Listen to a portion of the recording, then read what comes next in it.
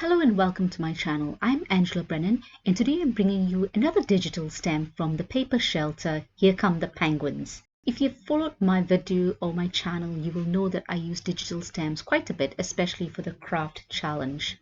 Here I printed the stamp onto alcohol marker friendly card, which is the Express-It blending card.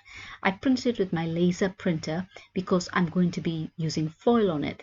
I trim the Deco foil. This is the champagne Deco foil. I trim it using my Spellbinder's quick trimmer. It's a really handy tool because the foil is so thin and difficult to cut with scissors for me anyway, and this way I get to cut it exactly what I need because I can measure it with the trimmer quite easily.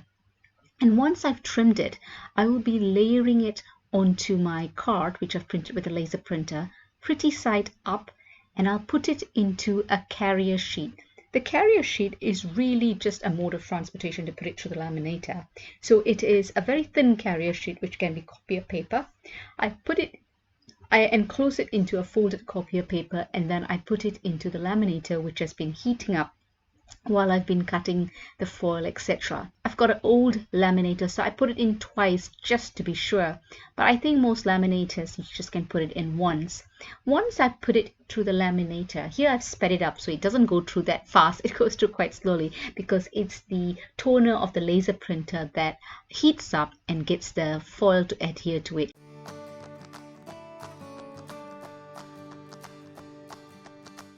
Remove the foil slowly and you can see in the foil the image that shows you that it's transferred really well onto the card, and you can see the shine on it.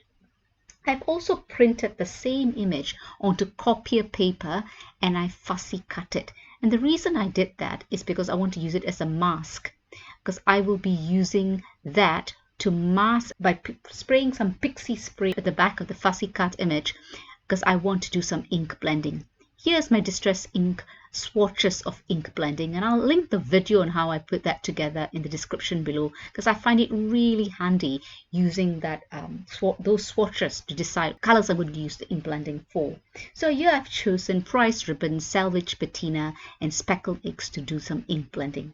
And here's how I store my dome foams for my distress ink, oxides and distress inks as well. I'll link that video in the description below as well. So ever since I've had it stored this way, I find myself using my distress inks a lot more.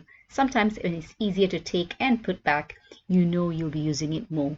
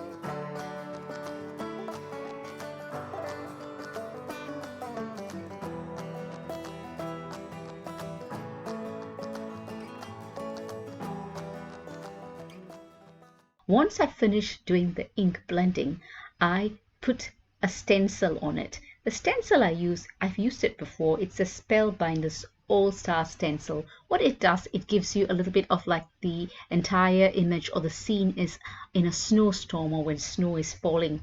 So I want to also foil that. What I do is I use the Deco Foil Transfer Gel Duo, and I put a thin layer using a palette knife over the stencil. Now what this does is it dries and gives it a sticky element for the foil to adhere. When it goes on white. So you leave it, put a thin layer, you do not need a thick layer. I put a thin layer on and I leave it to dry, and when it dries it goes clear. When it goes clear, you know it's ready for the next step. One thing you need to remember is once you've put this transfer gel on, immediately either soak your stencils in warm soapy water or wash it off immediately so it doesn't harden on your stencil. Once it's dried clear, you will put the Deco foil, obviously remove the mask, then you put the Deco foil pretty side up, and here I'm using the Silver Star Deco foil. I've used it before because you can see the images removed. So I've just shifted it slightly so that it covers all the bits of the transfer gel, and I put it through my Gemini Junior, just like I'm the same sandwich as for a wafer thin die. Remove the foil slowly so you don't pull off the foil that's already adhered to the gel, and you can see a beautiful shiny snowfall-like image across the entire card panel. And the next step is to use my Copics and color it. I've got a video showing how I swatch my Copics and how I use the color families. I've got 3 to 4 colors with various shades for each color family, and I use that for all my Copic coloring. There are 300 over colors. I don't have all of it. In fact, I don't need all of it. Do I want all of it? Of course, but I don't need all of it. So I've got my swatches, and I use the swatches to decide how I color the images. I will link to the video of the swatches, and it's a good way to start with Copics if you're a beginner, so you can choose the right colors. Sometimes when you buy the sets that are available, they don't necessarily have the dark, medium, and light colors that you need to blend them. So what I've done is I've chosen each color family and chosen 3 or 4 colors that go with together. And I use the hex chart from Sally Alnock as a guide on how to choose these colors, because she's put the clusters together. And if you buy colors close to clusters, you'll understand what I mean. Check out the video in the description below that I've shown how I've done that.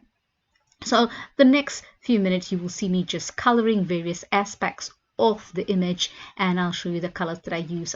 I'll list that in my blog, and the link to my blog is in the description below.